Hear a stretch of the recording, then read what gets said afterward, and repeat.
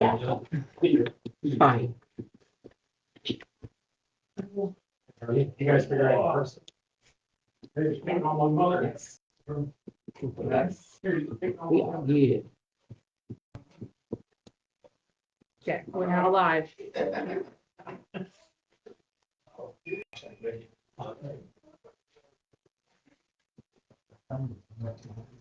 What's that fuzzy?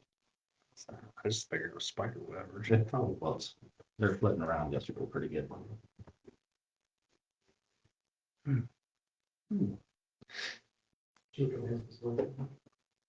Huh? You have your voice back? Yep. It still hurts to swallow things, but day to day, Well, I still can't do no heavy lifting because once I get done working hard and breathing hard, it starts to hurt worse. Don't all them a potato chip, it'll be all Mm. it's brutal on But I'm ready to potato chip, I'm going home, taking Tylenol. Yeah. Kids bounce back like that. Yeah. Adults, it's like, you're done. Yeah, we always all. guys would make one of those little sticks like Wile E. Coyote. Thanks.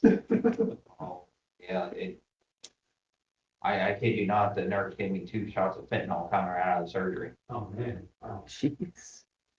Oh, yeah, it was bad. Mia was like, I can eat all the popsicles I can. Yes, best day ever. And she just ate. Oh, after this, I don't wanna see another popsicle ice cream ever again. It's like my stomach turned like a different direction now. It's just, yeah, if I see like applesauce, yeah, I just don't want it. Yogurt. Yogurt. All right, 7 o'clock. I pledge allegiance to the flag of the United States of America and to the republic for which it stands, one nation, under God, indivisible, with liberty and justice for all. Our Father in heaven, we thank you for granting us the privilege to meet tonight. We ask for your blessing, wisdom, and guidance as we conduct the business of the village. Amen. Amen. Oh. Right, roll call. Yoho, Yes. Mauer, Yes. Maple, Here. Co. Here. Percy, Yes. Fisher. Yes. No absent members, so, any discussion about March 9th regular meeting? If not, I need a motion to approve the minutes of the March 9th meeting. Motion to approve the minutes of the March 9th regular council meeting. Second. Maple, Yes. Mauer, Yes. Percy, Yes. Co. Yes. Yoho, Yes. Fisher. Yes. And then, any discussion of the special meeting from March 11th? If not, I need a motion to approve the March 11th special meeting minutes. Motion to approve the March 11th special council meeting minutes. Second it. Fisher, Yes. Co. Yes. Mauer, Yes. Yoho, Yes. Maple, Yes. Percy. Yes. I don't have any correspondence. There are no citizens here this evening. So moving on to the committee reports. Voting and property. We talked about the spring property cleanup. So it's starting to warm up. Be out looking for things that need cleaned up in the village. The village cleanup day is April 18th. It begins at 8 a.m. until the dumpsters are full. The Boy Scouts will be there assisting us again, and we are thankful for that. And we will possibly do tires in the fall, but no tires this spring. Community and business development. We talked about a June 27th event that's being put together. It's a bike night, community party, so to speak, over at Burt Park. We're gonna have a couple of bands over there. There's gonna be also potentially karaoke for people, different rounds of events taking place, starting at 3 for the karaoke, 5 for the first band, 7 for the second. Food trailers, things for kids.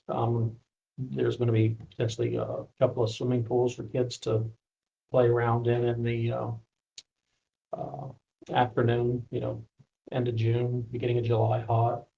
It's going to be a good night for the community, hoping to get a lot of people coming in. And the portions of the proceeds are going to be used to raise money for the Parks and Recreation.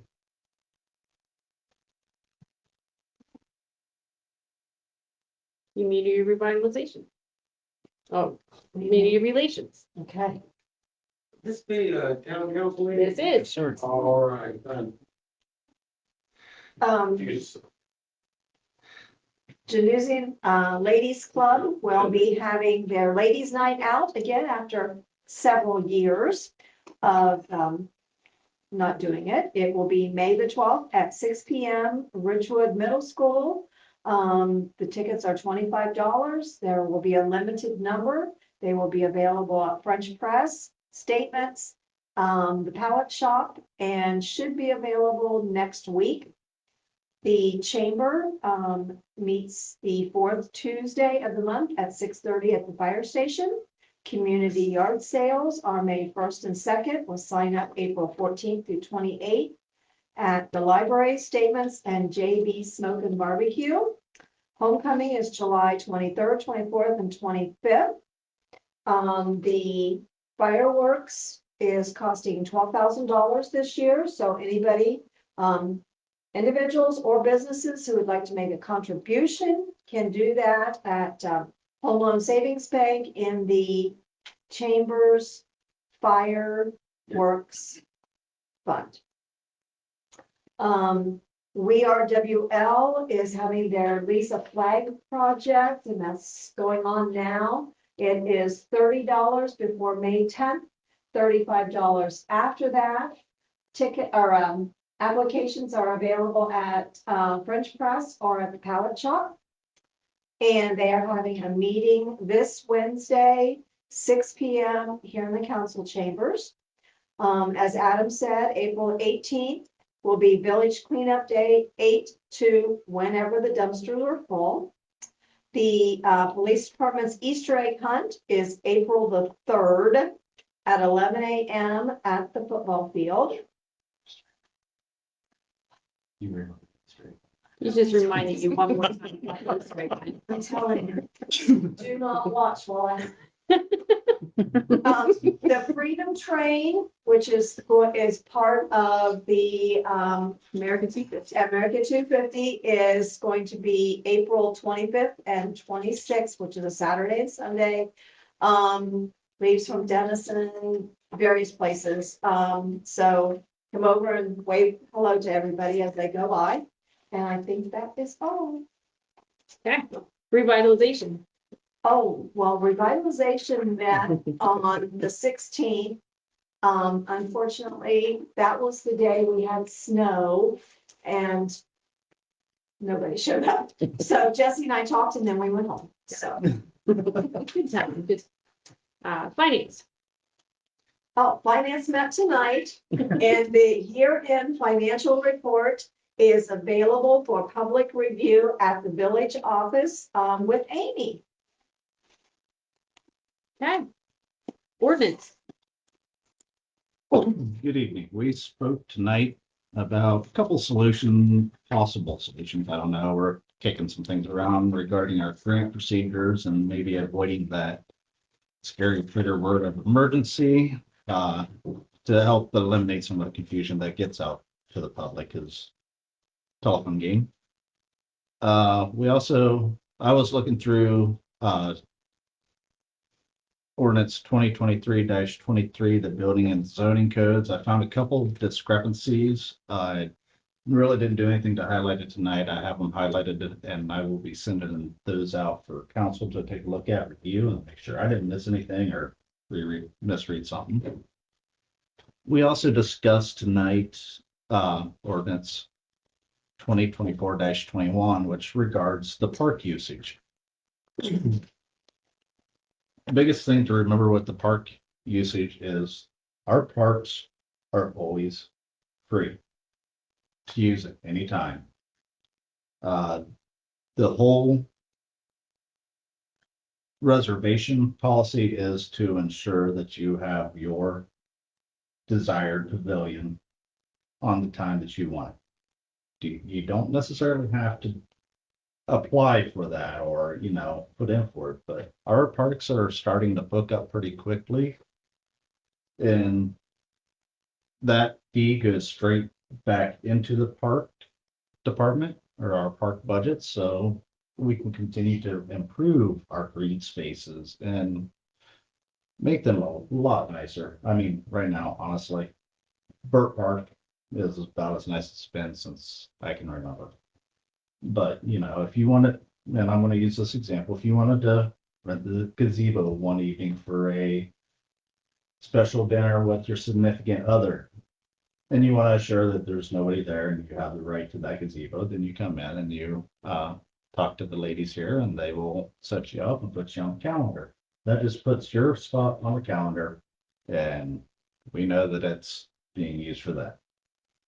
If you choose not to, there's always a chance that somebody else can come in and say, hey, we have that reservation, or nothing happened at all. It's just more of, if you want that security in your planning of your events, it's there as that option. It's not like any of our police officers are going to go by and ask to see your permit for your pavilion or where you're sitting. That's not the case at all. It's just kind of in my head, a planning tool to help ensure that nobody's double booked or whatever. And with our parks continuing to grow, I foresee a lot more activity with our parks. This is very similar to what Lake Park and other surrounding parks do as well. Again, those parks are free to use at any time, but if you wanted to have a birthday party and rent the pavilion, then that's available. This is just to reserve your location for your event. And that is it. Okay, planning commission local, Nothing tonight. planning commission county. Yeah, there was nothing that pertained to the village. It was all about lot splits out in the county, so. Okay. Public safety. We discussed the mosquito spraying contracts for 2026. Plainfield going to do for $300 per spray, and going to inquire with the Welker Edition and Block Acres if there's any interest for spraying in 2026. Public works. Oh, that is me. My apologies. Not feeling great. I had already turned over my paper that had my notes on it. So, excuse me, head's in a cloud. We have a resolution on books right now for replacement of the sewer line behind the council chambers. That was higher up on the urgency list due to the possible construction at the vacant lot here at the corner. We're now finding out that that lot is for sale again and no immediate construction in sight. So we're doing some discussions. We're going to talk with Vic Allen and see about maybe holding that money for possible match money for a broader project that's going to come available next year. So more to come on that one. Okay. Records retention, nothing. Rules, nothing tonight. Fiscal officer. Okay. Don't really have much tonight, but I'll touch on the legislation that's on the agenda. First is Resolution 2026-16, and this is the resolution that Jake just spoke to in regards to the repairs to the sanitary sewer line out back behind the administration office. So that'll receive its second reading, authorizing us to have that work done by Vic Allen.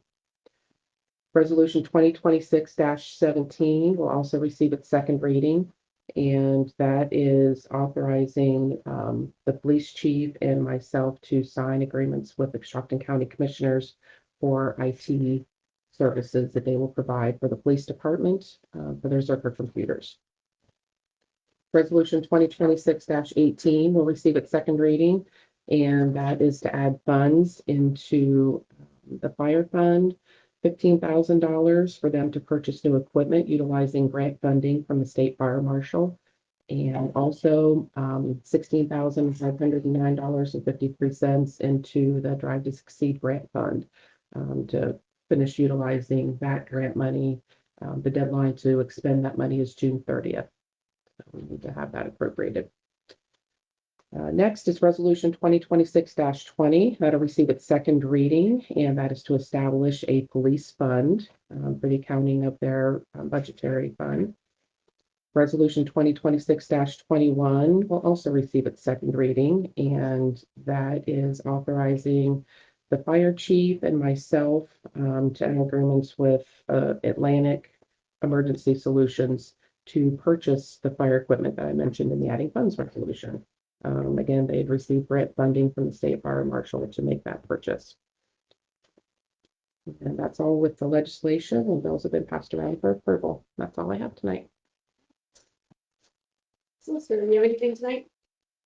Got a couple emails about the opioid settlements you'll be receiving. Aw. Yeah, nothing free that would have been allotted to you. It's just too little for them to cash a check. And if they have a problem, you should call a Yost. Is it? Village administrator. Good evening. I just would like to address, remind everybody that Rumpke will pick up yard waste and tree limbs and things. If you bundle them, they have to be like a 3-foot bundles, but if you put them on your curb, they will pick them up. We don't have the capacity to go around and pick all those up for people. After storm events, we do help out and get limbs and things as we can, but we don't have any place to put any of that stuff anymore. And it is a good service that you can put out with your regular trash. I just wanted to remind everyone of that. And potholes are still in the works of being patched, and I know there's still new ones popping up. Daily. So they're trying to work around the weather and everything else that they've got going on. So they're still working on them.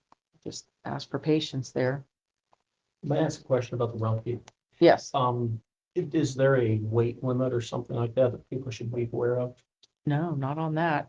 They asked that they're in like, the sticks are like 3 feet long, and then they tie them in a bundle, and then it fits your maximum collection of 2 cubic yards a week is the max. That's the only limit. Obviously, people they put don't on. put a bunch of bricks in a plastic bag and have it tear open.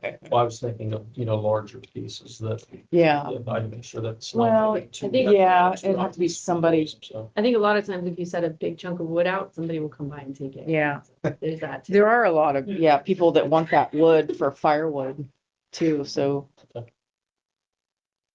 right around here in the village. Maybe I can get the logs behind my house. Mr. Pennington, we had the citizens' comments, but you weren't here yet, so if you'd like to step up. I had trouble. No worries. Sorry about that, guys. All right, good evening, Mayor Tubbs and council members. My name is Michael Pennington, and I own property on 538 North George Street, but I live over in 600 Plainfield Road, apartment 305. Okay, I appreciate you guys for taking time to hear me out. The reasoning that I'm here this evening is to discuss the corruption within the police department itself. Okay, now my family's been a part of the community in the Cumberstown community for years. I'm related to the Bryants, the Woodbys. I myself was raised in West Virginia. I moved here under the assumption that this was a safe place. Okay, but I've been kind of proven wrong in recent months. Brandon Bishop has not only abused his power he has been given by discriminating against me openly. Because when I asked him if it was because it was racist or discrimination, he just nodded and shook his head. Not only that, he also falsified state documents, committed conspiracy on his own body cam, tried to coerce, pressure, intimidate myself into taking a plea deal just by he's sitting outside my apartment, just staring at me, which I've also got proof of that. Which I ended up taking the plea deal, which is another waste of taxpayers' dollars. I mean, you can't just be, sitting around gas and just, trying to get somebody to do what you want them to do. The Thursday after my hearing, he was next door, for over an hour, while he was on duty, not on call, not doing anything other than, hanging out with the neighbor girl, which is another show of waste of taxpayer dollars and community resources. If as a man he wanted to hang out with a woman, he should do it on his own time, not on our tax dollars and community time. I mean, I've submitted a formal incident report describing the discrimination and the abuse of power to internal affairs, but nothing seems to be done. And I'm not the only one. Okay. He's still on duty on force where someone like this man shouldn't be a peace officer. Other examples of negligence would be how, for example, Cheyenne Freeland's car got broken into. The assailants were apprehended, but then turned around and released. Okay. Leonard Davidson, Samantha Clark, for instance, if you guys heard about person with the weapon that was over there threatening in the complex area. Okay, they went to someone's home threatening them. All right. And like in safety, and the police just shrugged it off. My sister Deanna's car has been vandalized and her home has been broken into. And again, West Lafayette PD did nothing. A man named Jeff LaPluzza was arrested twice by Brandon Bishop for the same crime. Coshocton County Judge Francis had to apologize on behalf of West Lafayette PD.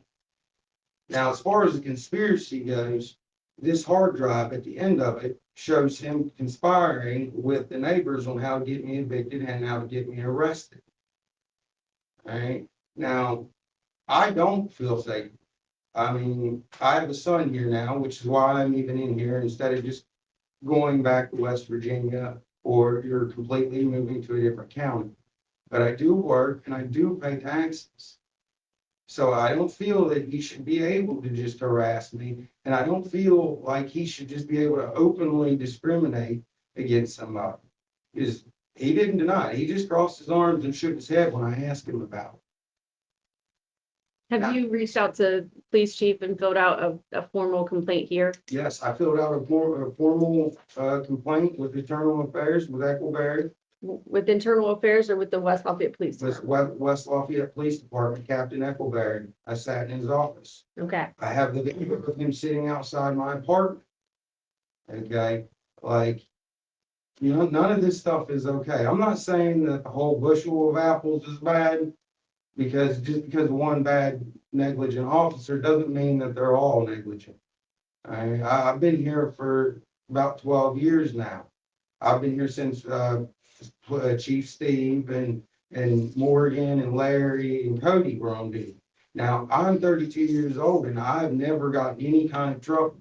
Now, to avoid the situation I've gotten in, I had to take his plea deal, but I said no the first time around, which is when he wanted to sit in front of my apartment and then added a second charge, but the charge was the same and the victim was the same. Right, which I did take the plea deal because it was the only way to get it dismissed and my record expunged. well, I guess I haven't seen the police report, so if you could fill out the police complaint, so that way I can take it to Captain or to Chief Eckleberry. He's not here tonight, but I can take that tonight. And we can have it notarized. Amy can notarize it for And you. as far as falsifying documents, him himself in his own police report falsified the document. He put it in writing for me. And then I also have it, what I said exactly, word for word on video. which I don't know if you like the police report itself, but I have it here as well.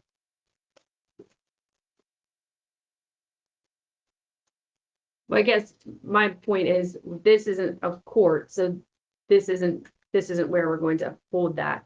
So if you would like to file a Yes, complaint, I would like you file another complaint. I would like you to do that, and then we can go through the process that way.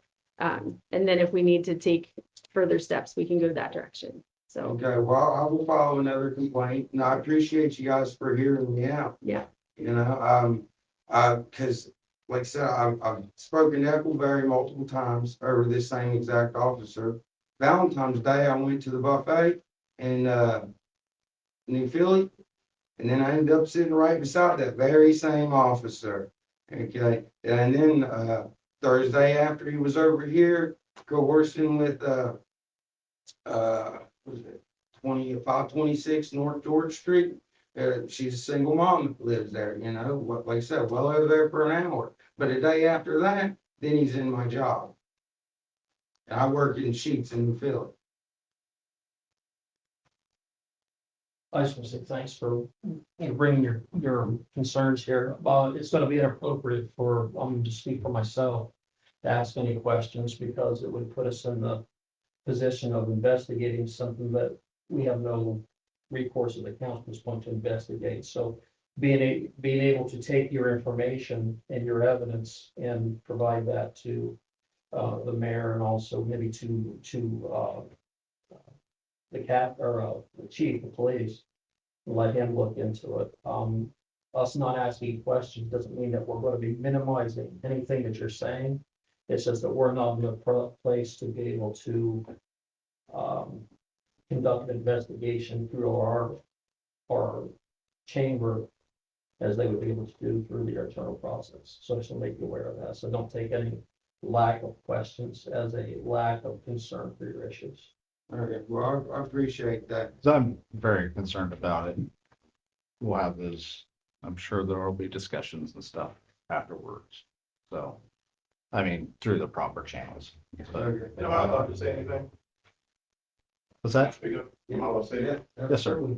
And not to discredit anything that he's going through, but I can tell you, as an African American that works here, whether it was Coshocton or West Lafayette, and like I said, not to discredit anything you're talking about, but when you talk about something racial or prejudice, that's a whole nother level. I mean, I work here, I've never experienced, whether it was in Coshocton or West Lafayette, I've never experienced any type of discrimination or anything. Bishop trained me. You know, I feel like he gave me all the information I needed to succeed here. Being in Coshocton, I was trained by many different officers, never experienced racism or discrimination there. They went above and beyond to help me. Sounds like more of a personal thing. You know, whatever it is. In terms of when we look at a situation or investigate a situation, what the regular citizen has to understand is we have to follow the Constitution.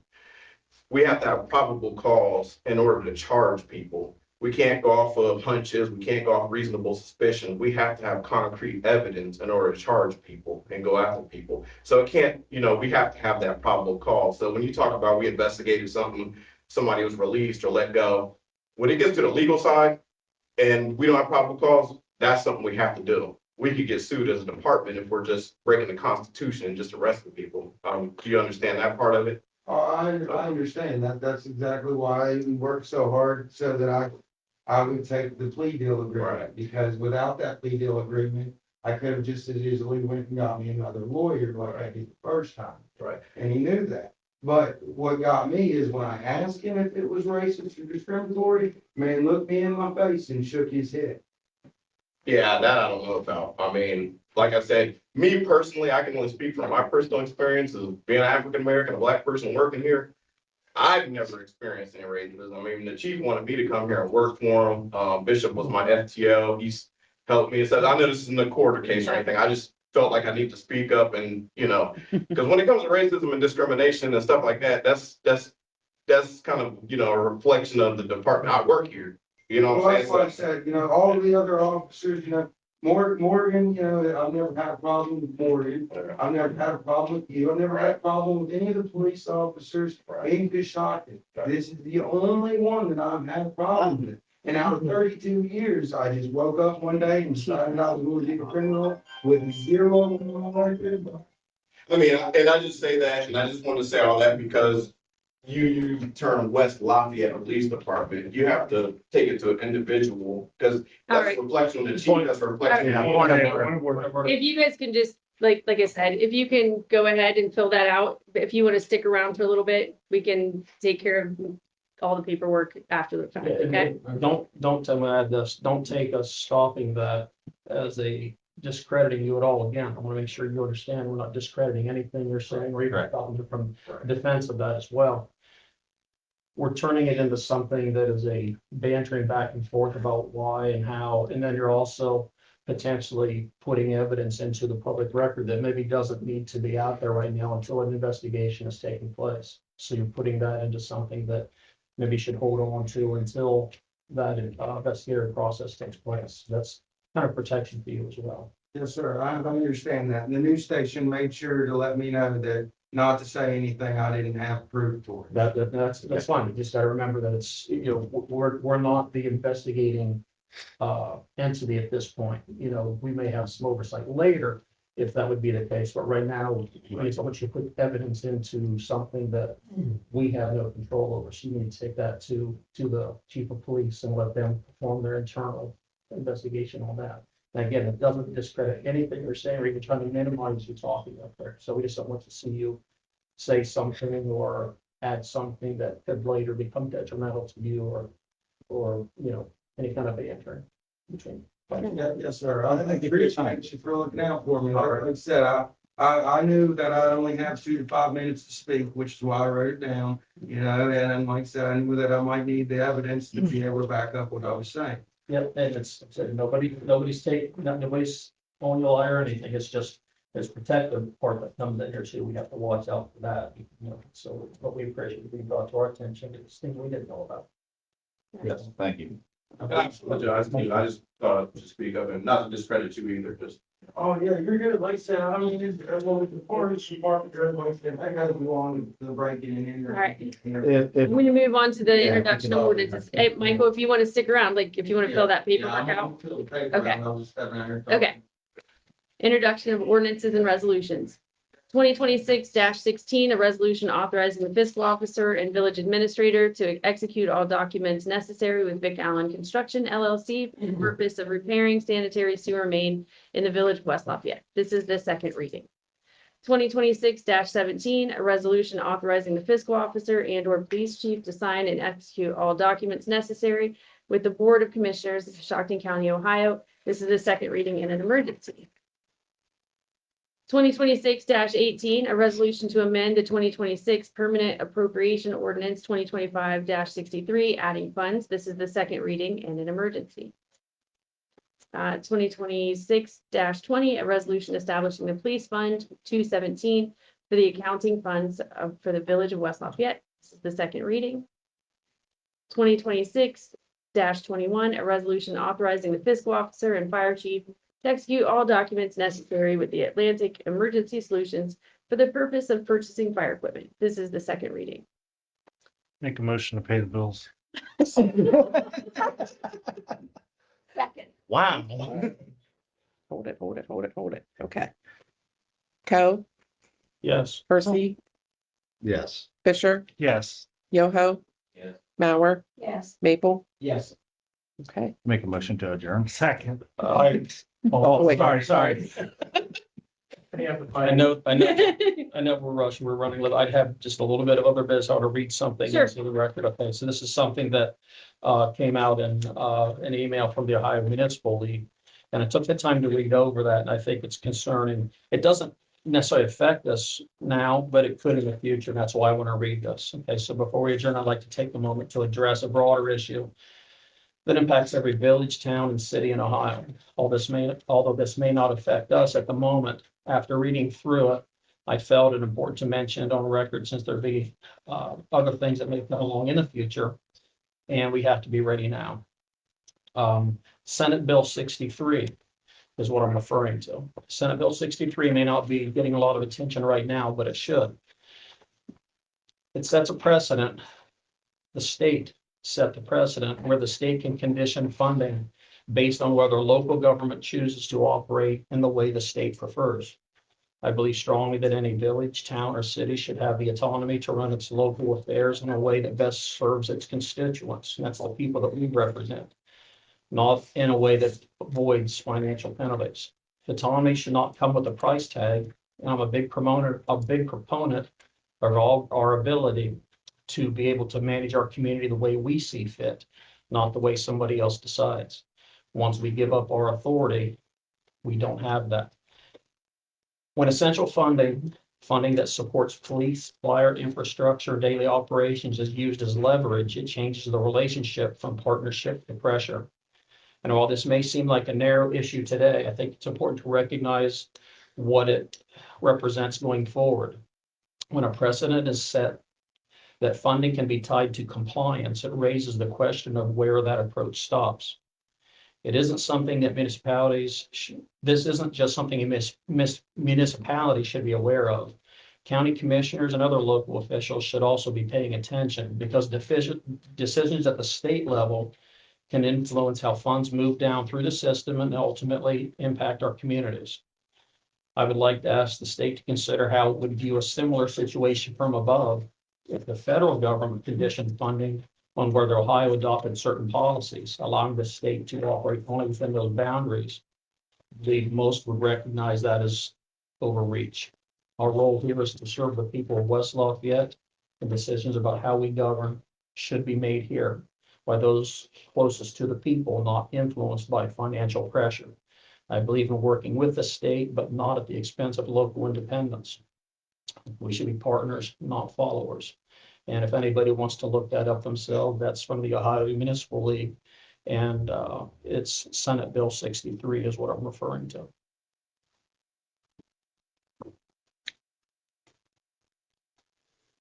Yeah. Make a motion to adjourn.